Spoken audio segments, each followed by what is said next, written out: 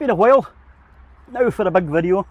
This one's actually based at the leisuring side, so this is if you've got a motorhome or a caravan. This is going to help, hopefully, in some way or another.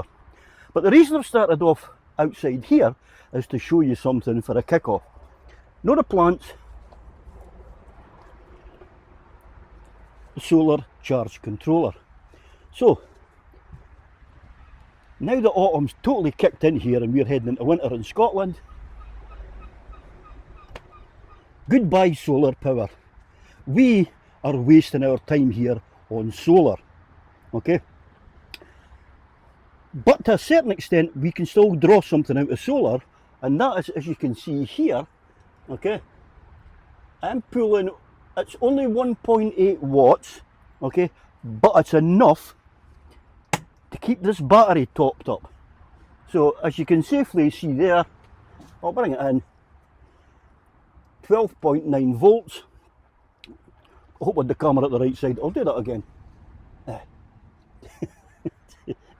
12.9 volts. Actually, that's the difference. The solar charge controller saying 12.9 and it's showing 12.99/13 on my wee power fucking gauge thing.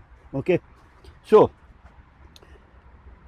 that there tells you that if you have your caravan / motorhome in storage, like I do with my motorhome, I have a 100-watt panel on that, and basically I have a dual charge controller. Now I'm going to head towards the motorhome because that's where the next bit of the video is going to be. So when I park my van up, there is enough solar charging on a daily basis to keep both my 12-volt batteries topped up. When you say 12, both, I'll show you what I mean by both. So in my cupboard here, okay, there you go. That is a dual charge controller. In other words, the solid black and red white, red and black wire here, that's the solar panel coming in, and on either side, the two sets of wires, they're running out to separate batteries, and the two solid green lights, that tells you it's charging. So now I've got the 12-volt side covered, I've now got to think about, while I'm away, if I want to go, pardon me, off-grid, in other words, self-powered, okay, I need gas for my heating, gas for my water, and gas for my cooking, okay, and you would think that would do me. But at the end there is a fridge. Bring it into view. So there's the fridge at the end there, okay.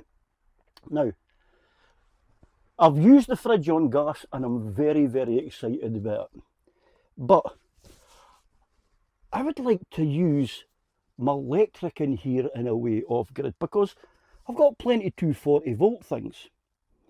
So here's how I'm going to get around this, and I find this very ingenious. So this here is the small array. This is my 800-watt, 512 watt hours. So this is actually quite a small power bank, but last night, there you go, I charged up my light. Okay, this was as flat as a dodo. That's good to go now for another couple of months, and these lights are great because they use the bigger batteries.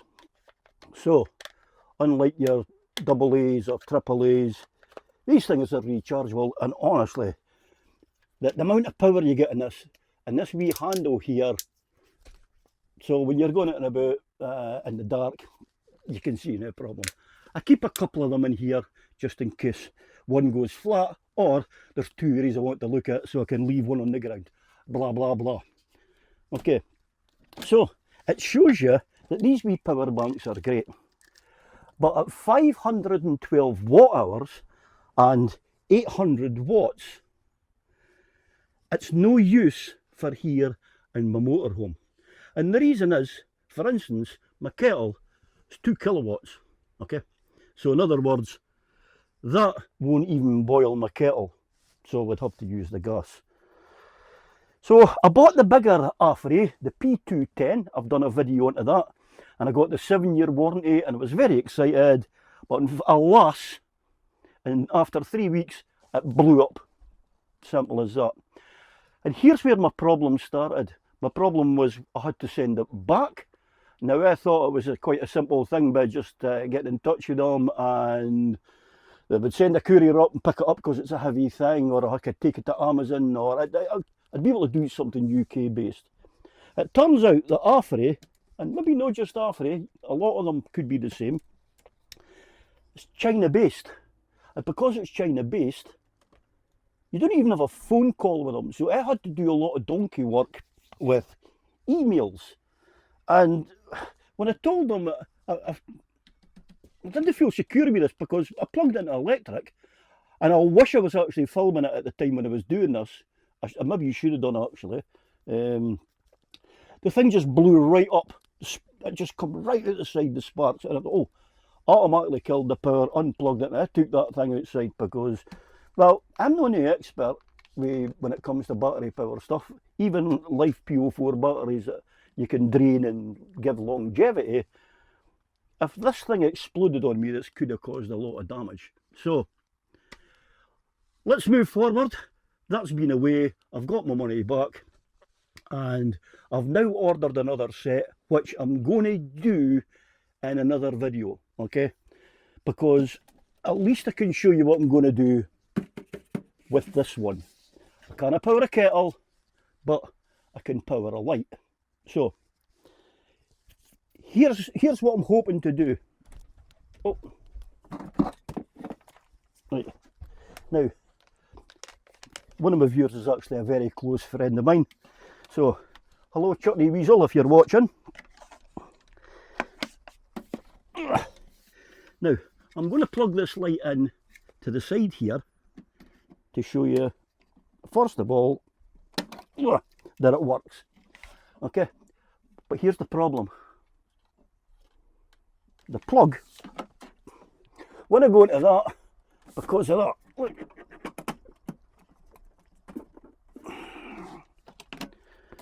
So, this is why I'm wanting this, to be able to power my 240 sockets, and I think I have come up with an ingenious way.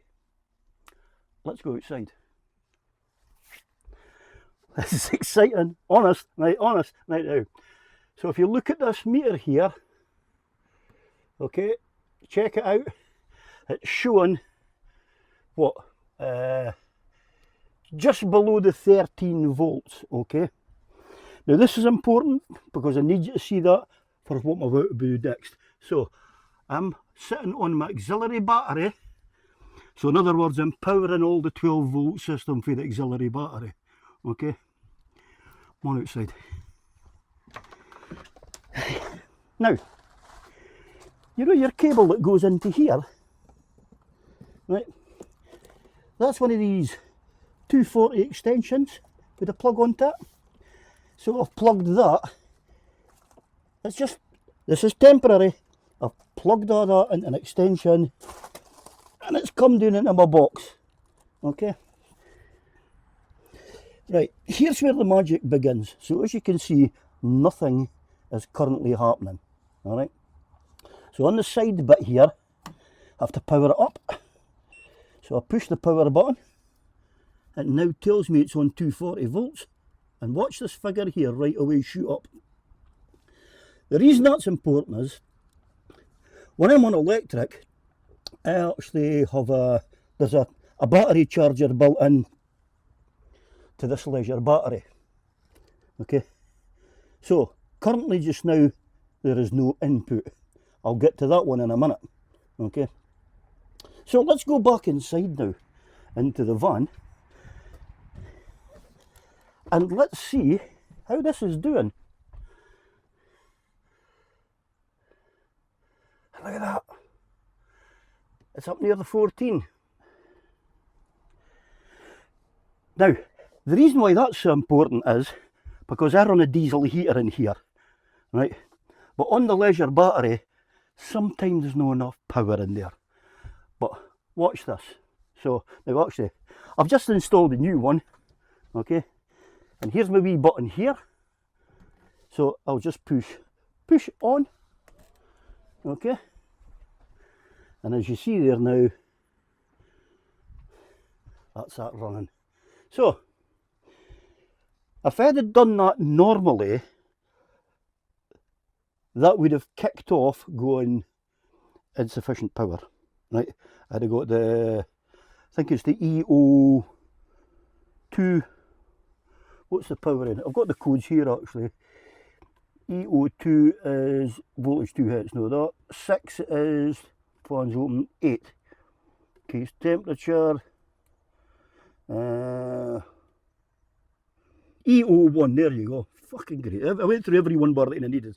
So EO1, that's the warning I get saying that the voltage is too low. Okay. Now, I've actually just bought this because this is another story here, right? The one I've had in here, I've had it for 6 years and it started playing up. So I've got this one, a full replacement, for £64.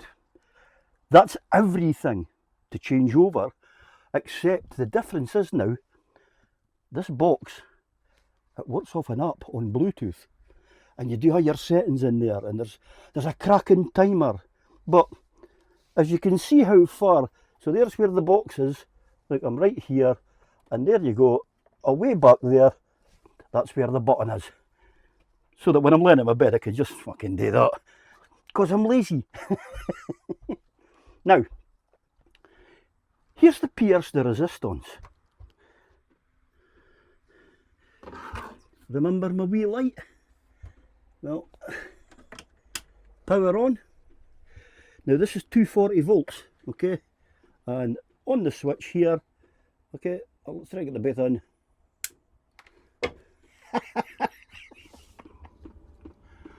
Now come on, you've got to admit that's cool.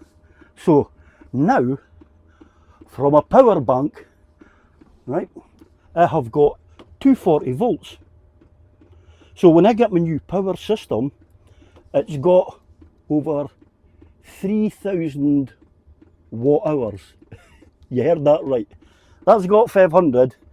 The system I'm putting in is 6 times more powerful. Okay. Now, the next problem I've got with that is, but right, if I'm not using solar, then that's great, but what happens when the battery runs out? How do I charge it? This just gets better. This, ladies and gentlemen, is the Bluetti M1. And this is a DC to DC charger. So in other words, these red and black leads, they're wired in here to the battery. It comes into here through this large fuse, which is, what size is it? 63 amp.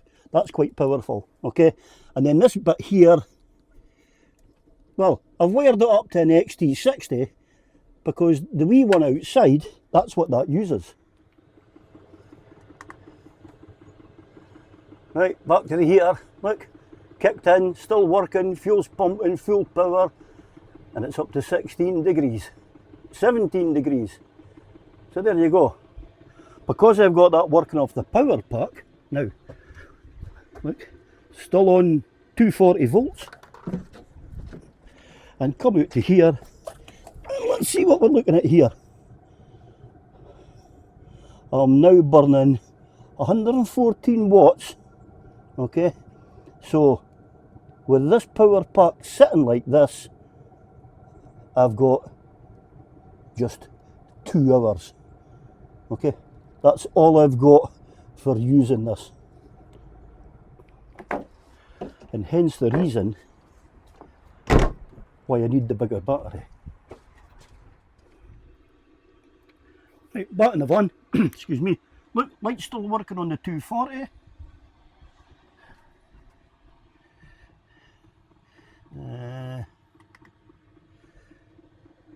19 degrees, we're up to temperature wise now.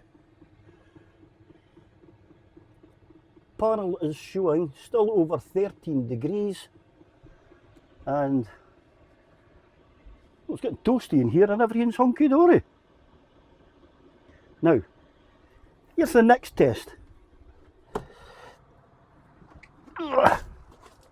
So, what was sitting power wise? So I'm down to 41%. I'm currently using 111 watts and I've got 87 minutes left. Okay. Basically just over an hour and a half. Now, so here's the big thing now. So in the fridge I've got electric, which is 240, battery, which you put to when you're driving about. I don't know how it works, but while you're driving, it works off the battery and the alternator, and it gets the fridge working. Or, believe it or not, you can operate your fridge by gas. So, that was 111. I want electric. Oh.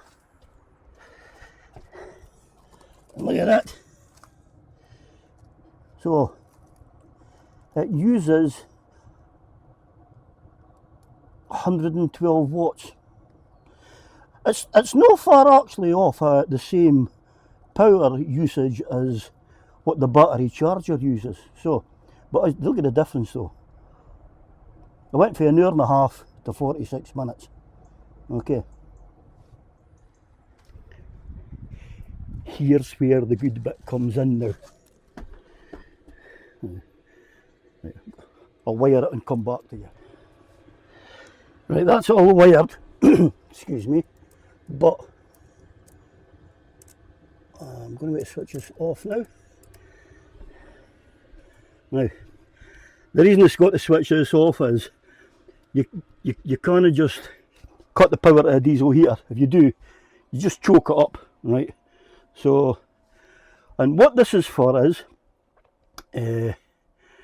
when you start your engine on the motorhome here, for instance, okay, everything just goes boof. That's it. Okay, so now I'll be interesting. I'm going to leave my sockets plugged in because I'm not sure how this is going to go. I know the 12 volt system. I know that disappears when I start the engine, but I don't know about the 240, so I'll leave that light plugged in. Okay, and we'll see how that goes. So just give us a minute till this switches off, and then I'll go and start the van up and show you what I'm going to do. Okay, so there's my reflection. As you can see, I've switched the fridge off now. I've put it over to battery for charging as I'm driving. You'll see why in a minute. But I'm 82 watts. It's still taking, obviously, for this battery charger just now. And there's 92 minutes, 91 minutes as I speak, of power. Now, although I've got an output, I don't have an input. And here's where this comes in. Now, I know for a fact it only gives up to 200 watts on this. I think it's because it's the size of the power bank. But all I do is start the van.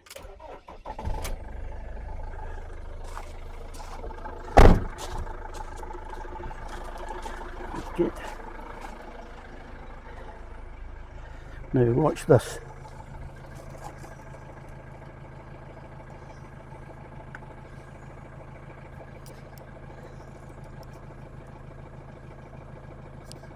So you can see the light blinking here. Went solid green, right? And it's now kicked in on this.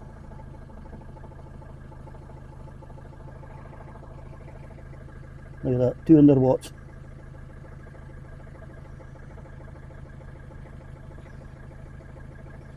So while it's taking 127 watts out on the battery via the charger, right, I could easily just switch this off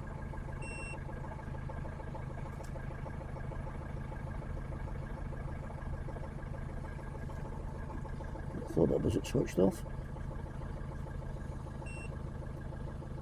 There you go, switched it off.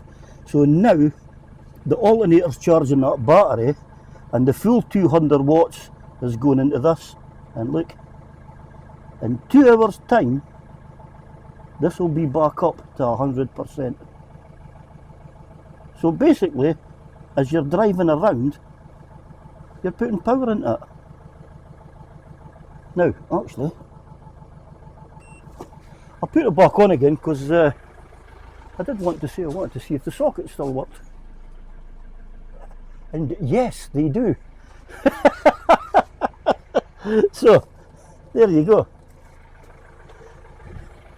Power off. And the light is off. So,